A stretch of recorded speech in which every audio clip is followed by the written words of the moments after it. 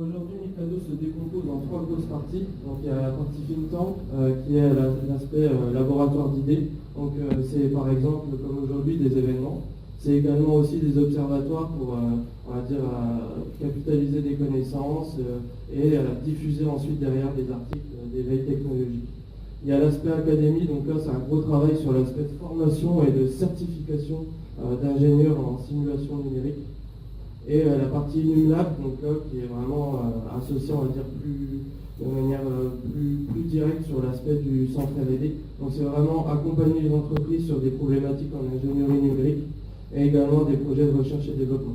Donc ça, c'est vraiment les trois grosses actions. Nos moyens, c'est le centre R&D d'INS, et avec une grosse expertise en CAO et simulation numérique.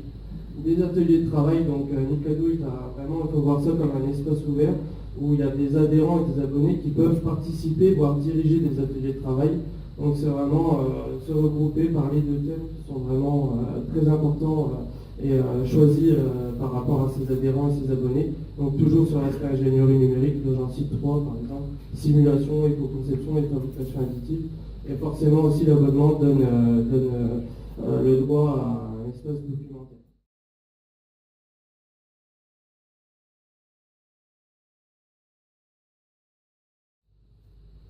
Donc là, on va passer vraiment sur l'aspect d'optimisation numérique.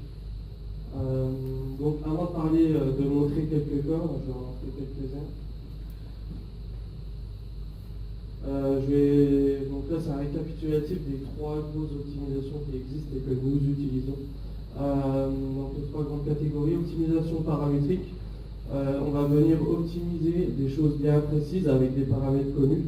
Donc par exemple une épaisseur, un rayon.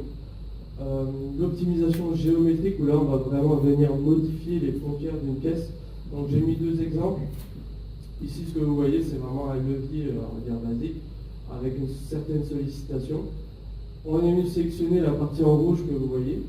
Et par rapport à cette sollicitation, on a demandé au logiciel, à l'algorithme, de vraiment diminuer au maximum les contraintes de valoriser subies par la pièce.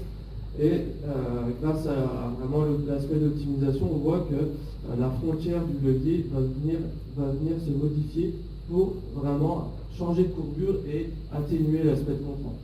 À savoir que c'est très intéressant, on peut vraiment, là on voit que c'est un levier, on imagine qu'il y a un environnement tout autour, on peut par exemple mettre des limites sur les frontières et vraiment pas avoir l'aspect de contact, vraiment prendre tout dans son environnement. Bon, après là on a quelque chose de très basique, c'est pareil, c'est un cas d'étude, sur l'aspect d'optimisation ici, simplifié en deux dimensions, avec l'aspect de pression à l'intérieur d'une cuve et venir pareil modifier les frontières. Bon, on peut mettre des règles, par exemple, de symétrie. Là, on voit qu'il y a la génération de l'optimisation par rapport à la symétrie qui est prise en compte. Et l'optimisation topologique, donc sans trop rentrer dans le détail, c'est la répartition au mieux de la matière selon la sollicitation. C'est pareil, il y a des règles de métier qu'on peut incorporer avec des directions de démoulage, etc.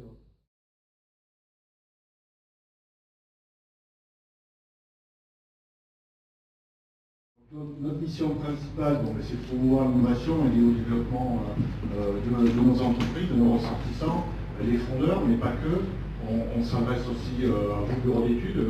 L'objectif étant pour nous, c'était de faire valoir la fonderie auprès des grands donneurs d'ordre aussi, donc faire en sorte de rentrer à la fonderie au sein du bureau d'études.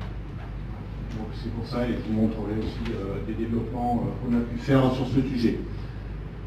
Nos grands métiers, trois grands métiers, donc le conseiller ingénierie, donc là on va traiter des problématiques bureau d'études développement, des problématiques de méthode, de procédés, bien sûr des problématiques de métallurgie, donc au travers de l'axe privé et collectif, c'est ce qui fait aussi notre particularité, parce que vous savez qu'on fait de la recherche collective financée, et qui vous est reversée essentiellement aux ressortissants, aux fondeurs. Des essais, bien sûr, essais de laboratoire, donc des aspects métallographie, essais physiques, mécaniques, et essentiellement SMD, on voit que c'est trois grands axes, côté labo, et bien sûr on a des méthodes de formation, donc là, des formations en intra ou inter-entreprise. Du programme qui sont préétablis ou des programmes donc, en fonction de vos problématiques. Voilà, on vous laisse l'aperçu rapide du CTIF.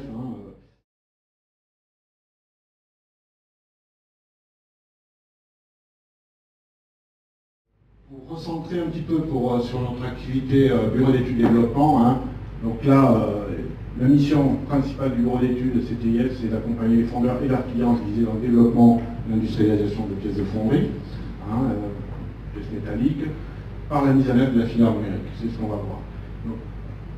Donc, dans l'activité, donc, il y a 3 grands domaines.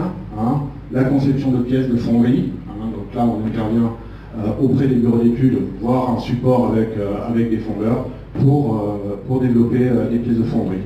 Donc ça va du projet très en amont en faisabilité techno-économique, du co-design, du calcul, fonderie, forge, ALM, des spécifications de pièces de fonderie, du prototypage de pièces. On peut aller jusqu'à réaliser des pièces à notre fonderie expérimentale ou avec des partenaires fondeurs ou autres.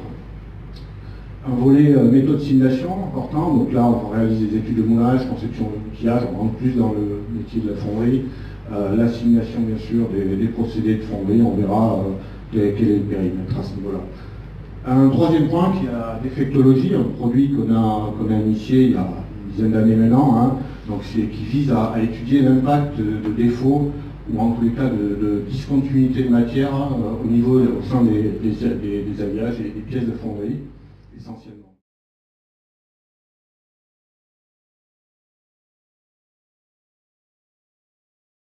L'activité fonderie aujourd'hui, FMGC est la seule fonderie dans le groupe, on représente à peu près 25% du chiffre d'affaires. Tout le reste de l'activité concerne les forges, et c'est un groupe qui fait à peu près 1200 personnes et c'est un groupe français. Voilà. C'est important aussi de le signaler.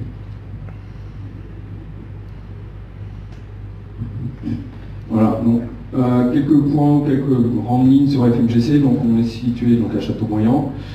Chiffre d'affaires de l'ordre de 56 millions. Donc là les chiffres sont ceux d'il y a 2 ans. On a terminé l'exercice comptable à fin mars. On n'a pas encore actualisé toutes les données. Mais on est sensiblement sur le même niveau. Côté production, on a terminé l'année à fin mars avec 72 000 tonnes également. Donc on est maintenant sur un niveau stabilisé. Donc 72 000 tonnes de contrepoids. Et on a une capacité de l'ordre, enfin là c'est indiqué 110 000 tonnes, on a une capacité de l'ordre de 110 000 tonnes à peu près, 100 000 tonnes de contrepoids.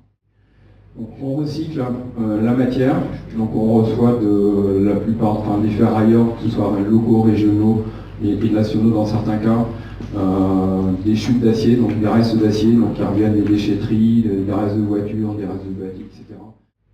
Notre marché principal, donc c'est du contrepoids, donc là vous avez un peu les différents logos. Donc on va être beaucoup sur l'agromobile, donc là c'est un marché allemand, donc on a parlé de Liebherr tout à l'heure. Liebherr c'est notre plus gros client aujourd'hui, c'est un des plus grands fabricants au monde de grues et c'est un de nos gros clients pour lequel on fait 25 000 tonnes de contrepoids à l'année, sur les 60 ou 70 000 tonnes qu'ils consomment.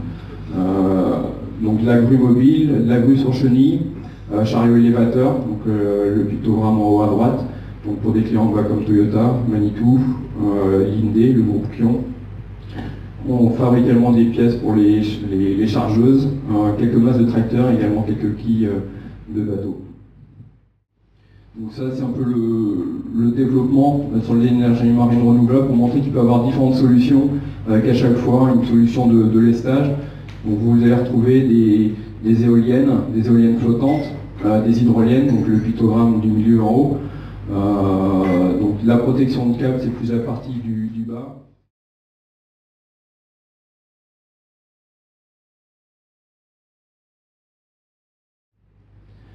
Donc si notre pied du calcul, donc on a fourni au CTIF la CAO de la pièce, du châssis, du système de coulée avec, bon, je vais l'appeler masselotage, même si ça vise de faire agir certains, parce qu'on n'a pas un masselotage très important de manière générale à FMGC, on va plus parler des vents qui vont permettre de dégazer la pièce. Si on appliquait la théorie, on pourrait effectivement avoir des masselots dimensionnés à certains niveaux. Chez nous, c'est pas souvent le cas parce qu'on n'a pas forcément ce besoin. Mais en tout cas, on voulait voir avec la simulation quel était le résultat. Donc le maillage, ensuite l'exploitation des résultats, comme j'ai dit, qui s'est fait à 2 niveaux, d'une part le calage, et ensuite et ensuite l'optimisation. Donc là, c'est un peu le résultat en température. Donc ça a été fait via le logiciel Quickcast du CTIF. Donc là, on est sur un espace de temps de l'ordre de 20 heures. Si on regarde en haut à droite, on est à peu près sur 60 000 secondes, donc on est sur du 20 heures. De manière générale, par rapport à la taille de nos pièces, il faut compter 4-5 heures à peu près pour que la croûte ou l'espace extérieur de la pièce soit déjà à peu près solidifié. Si on rentre vraiment au corps de la pièce comme c'est là, il faut attendre un minimum de 20 heures, 24 heures, sachant que cette pièce va rester en refroidissement en moule un minimum de 5 jours. 5-6 jours avant de la décocher et de la récupérer.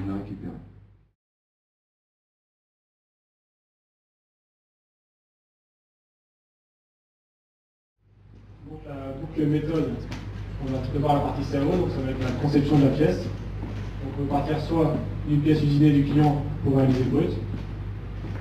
On peut aussi partir directement d'une pièce brute fournie par le client. Pour certains clients, on part maintenant. Actuellement, on va commencer. Sur les clients, ça va être 80% des pièces numérisées. Il reste encore entre 15 et 20% de pièces avec des plans. Ensuite, on a la partie simulation. Donc la partie simulation, nous on utilise le logiciel NovaCast. Donc on aura la simulation de remplissage et de solidification. Et ensuite, on a l'analyse de la simulation. Et si on a des modifications à faire sur la simulation, on peut la faire avec Python. Donc plus précisément la boucle numérique. Donc pour le fichier CAO, on travaille en modèle 3D. Donc on peut faire modification de forme pièce, modification de massetage, remplissage, et on peut également créer des formes pièces. Ensuite on a la partie simulation. Donc la partie simulation, ça va être une grande partie mise en données des paramètres de coulée, plus la paramètre du moulage. Il faut savoir que chez AFC, on utilise une fonte standard AFC qui a été paramétrée à l'aide de l'analyse thermique et à l'aide de l'historique chez AFC. Et ensuite, on a l'analyse, donc c'est l'analyse résultat brut. Si l'analyse est conforme, on reste sur une version CAO de départ, sinon on peut modifier la CAO et relancer une simulation.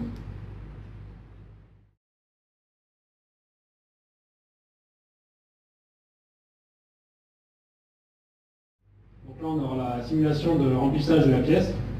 Donc on voit qu'on est bien homogène en termes de remplissage. Et ensuite, on aura la solidification de la pièce. On va la voir plus en détail par la suite.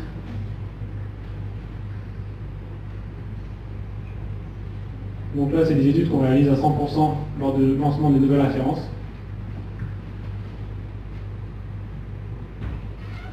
Donc on peut voir que les 5 pièces sont vraiment en remplissage homogène.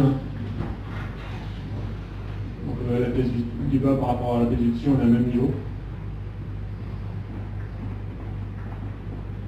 Ensuite, on a la solidification. Donc la solidification va permettre de déterminer si on n'a pas de zone liquide isolée, qui pourrait entraîner un défaut de type rotation. Et pour ce type de pièce-là, soumise à une pression, on aurait des risques de fuite lors de l'utilisation de la pièce. Donc là, on peut voir ici différentes coupes, à différents moments de la solidification de la pièce. Ça va permettre de déterminer si on a une zone de liquide isolée.